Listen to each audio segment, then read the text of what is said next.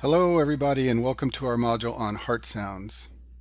Let's start by talking about S1 and S2. When you listen to the chest of a patient with a stethoscope, you will hear two heart sounds, often referred to as the lub-dub of the heart beating, and those two heart sounds are called S1 and S2. These are the two normal heart sounds. Each of the two normal heart sounds has two components. One comes from the left-sided valves closing, the aortic and the mitral, and the other component comes from the right-sided valves closing, the tricuspid and the pulmonic. If you look at the top right side of the screen here, the first heart sound S1 is made by the mitral and tricuspid valves closing when the right and left ventricles contract during systole. The second heart sound S2 occurs because of sound made when the aortic valve and pulmonic valve close. Sometimes you can hear with your ear the two components of each heart sound, other times you cannot. S1 is usually single. The two components, the mitral valve and the tricuspid valve closure, are usually close together, not separated by much time, so it's often very hard to distinguish the two separate sounds with your ear. S2 can often be split. The two components of S2, the closure of the aortic and pulmonic valves, are often far enough separated by time so that they're audible with your ear. Not only can S2 be split, but the splitting often varies with the respiratory cycle. Sometimes S2 is split during inspiration, sometimes during exhalation, and sometimes during all phases of the respiratory cycle. And that pattern of S2 splitting, how it changes with the respiratory cycle, can tell you something about the underlying condition of the heart, whether it's normal or whether certain pathologic conditions are present. And that's what we're going to talk about in the next few slides. The first type of splitting of the second heart sound during the respiratory cycle that we'll talk about is called physiologic S2 splitting. This is a normal finding that you will hear in patients who have normal hearts. If you look at my drawings on the screen here, when patients are exhaling and blowing air out of their lungs, the two components of S1 and the two components of S2 are very close together, and you can't separate them with your ear. Both heart sounds, S1 and S2, are going to sound single and not split. During inspiration, however, the two components of S2 move further apart, and you can often hear this with your ear, and S2 will become split. So this is called physiologic splitting. It's splitting of the second heart sound that occurs with inspiration. The reason this happens is because when you take in a breath of air, there's more venous return that has to flow through your right ventricle before the pulmonic valve can close. This delays the closure of P2, which is the pulmonic valve component of the second heart sound, by just a little bit, about 40 to 60 milliseconds, and this is usually enough for you to hear it splitting with your ear. So the bottom line is that S2 will go from single to split with inspiration. This is normal physiologic S2 splitting. I'll play you an example of this now. The first three beats are during exhalation when S2 is single, and then the beats after that are during inspiration when S2 splits.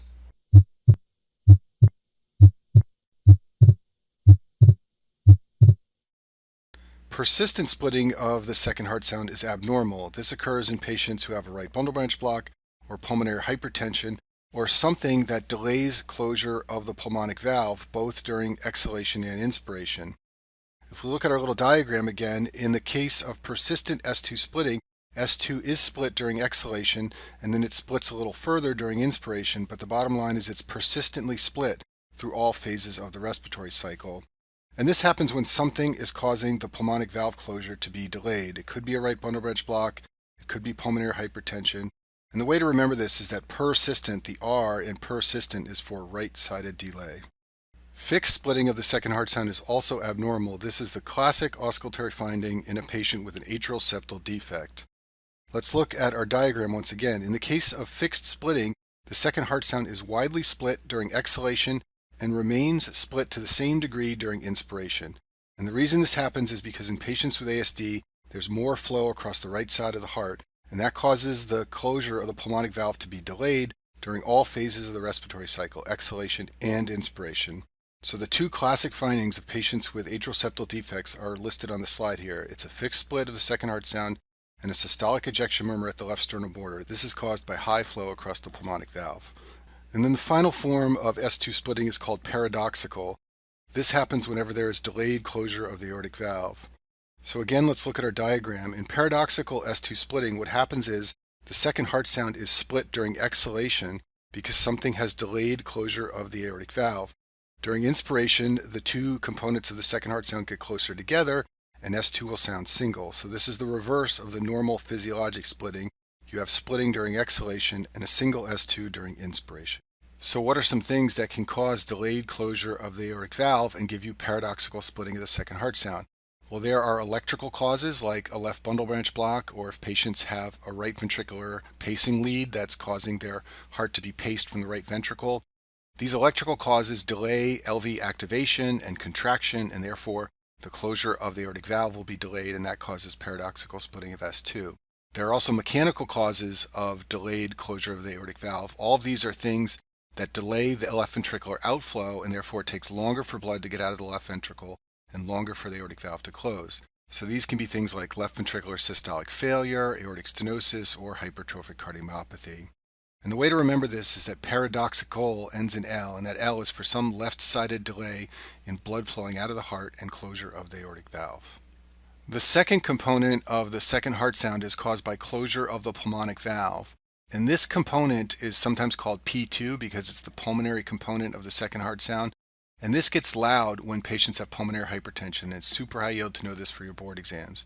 When the pressures in the pulmonary artery are high, this causes forceful closure of the pulmonic valve and makes the second heart sound pulmonary component, the P2 component, loud. Normally you don't hear P2 at the apex of the heart. If you hear it here, it's loud. So if they describe P2 being audible at the cardiac apex, that means it's loud. And anytime they describe this finding in a board question, they're telling you the patient has some cause of pulmonary hypertension. That could be lung disease, it could be left-sided heart failure, you don't know what the cause is, but pulmonary hypertension is present. Now let's talk about S3 and S4. These are generally pathologic or abnormal heart sounds, not usually present in normal patients. Both of these are diastolic heart sounds, so remember that systole occurs between S1 and S2, diastole occurs between S2 and the next S1. And so it's during that diastolic period where you will hear S3 and S4.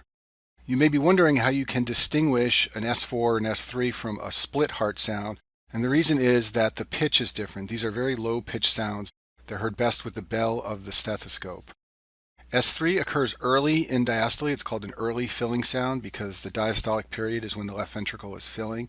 And S4 occurs late in diastole. It's called a late filling sound.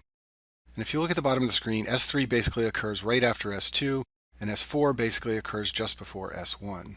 Let's talk about S3 first. S3 is a classic auscultatory finding in patients who are in acute heart failure. When patients are in acute heart failure, their left atrial pressure is high. This causes a forceful push of blood into the left ventricle during early diastole, and that blood slams into the wall of the left ventricle and generates the S3 sound. In clinical studies, the presence of an S3 has been associated with high left atrial pressure and high left ventricular end diastolic pressure, and both of these pressures go up in patients in acute heart failure. This is a very specific sign of high left atrial pressure. Many patients do not have it, but when they do have it, the presence of an S3 almost always indicates high left atrial pressure. Now, there are a couple of special caveats to S3. S3 can be heard in normal hearts among young patients, especially children or patients under 30, and among women who are pregnant, like this woman on the screen here. These patients have very vigorous LV relaxation, and that essentially sucks blood into the left ventricle from the left atrium, causing it to slam into the wall and make an S3. So in this case, the S3 is not being caused by high left atrial pressure. An S3 sound can sometimes be difficult to hear when the patient is seated upright on the examining table. You should be aware that S3 is classically loudest in the left lateral decubitus position. This is an example of a patient in the left lateral decubitus position.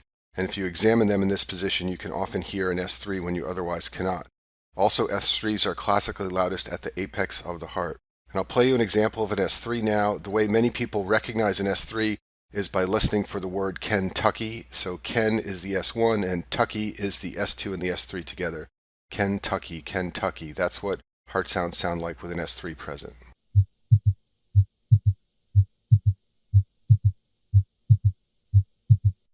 An S4 is heard in patients who have a stiff left ventricle. So you can hear this in patients who have long-standing hypertension and left ventricular hypertrophy. You can hear it in patients who have hypertrophic cardiomyopathy. You can also hear it among patients with diastolic heart failure. It's caused by rapid late filling of the left ventricle due to the atrial kick. And this is important to remember. You will not hear an S4 in patients with atrial fibrillation. This is an example of atrial fibrillation shown on the screen here. These patients lose their atrial kick. They do not have normal, vigorous left atrial contraction, and therefore they cannot have an S4. And I'll play you an example of an S4 now, and many people recognize an S4 by thinking of the word Tennessee. The tenna is the S4 and the S1, and the C is the S2, so Tennessee, Tennessee.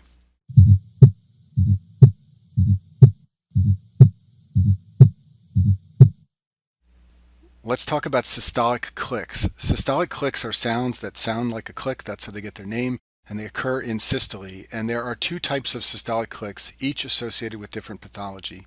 An ejection click is a click that occurs early in systole, and by early in systole, I mean that you can hear the click before you feel the patient's carotid pulse if you are palpating the neck.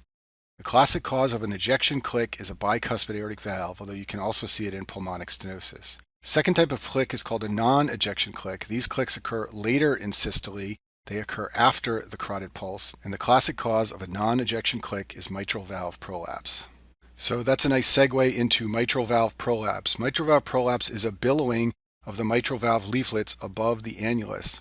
Let's look at this drawing I have on the screen here. At the top is an example of a normal mitral valve, and you can see that the leaflets come together and are relatively flat. In a patient with mitral valve prolapse, the leaflets billow up into the atria. Basically, the leaflets have become stretched, and that leads to the findings of mitral valve prolapse. In general, this is a benign condition. The only exception is that it can lead to mitral regurgitation, and sometimes that mitral regurgitation can be so severe that patients require surgery. As we just talked about on the last slide, it causes a systolic click. And just an aside here, lots of students confuse the systolic click of mitral valve prolapse with the opening snap of mitral stenosis. Don't do that. The opening snap of mitral stenosis is a diastolic sound. The click of mitral valve prolapse is a systolic sound. And the two demographics in which mitral valve prolapse is common are young women and patients with Marfan syndrome. And it's high yield to know this for your boards. It's almost always going to be one of these two groups of patients if they describe MVP. And finally, let's talk about the murmur of mitral valve prolapse. So as we've already discussed, mitral valve prolapse involves a click that occurs in systole. Following that, there is usually the murmur of mitral regurgitation because most patients with mitral valve prolapse have some degree of mitral regurgitation. So I'm going to play you an example of the murmur of mitral valve prolapse now. This is a challenging murmur to identify. I'm going to first play 3 beats of just the murmur of mitral regurgitation, and then I will add in the click so that you can hear the click and the murmur together.